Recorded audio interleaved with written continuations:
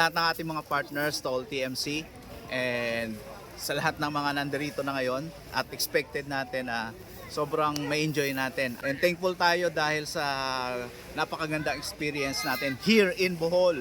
Actually, this is the part na gusto kong i-share sa inyo sa lahat ng nakasama na nandirito ngayon is isa kayo sa magiging example at magiging inspiring na magkukwento sa inyong mga kasama, mga partners, and to your delegates, lalo na sa team ninyo.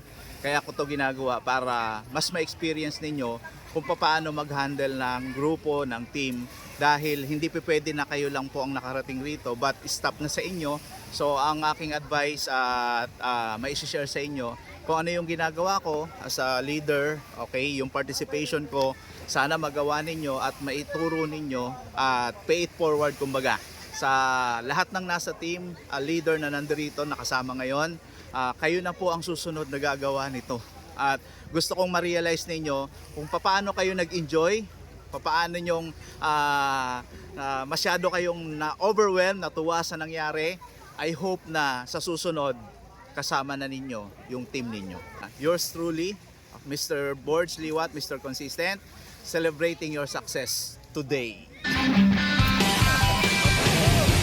TMC Trio goes to Bohol with TMC Achiever! And Trio! Happy Holiday! Hindi mo katubon, itaas ang kabon! Hindi mo katubon, itaas ang kabon!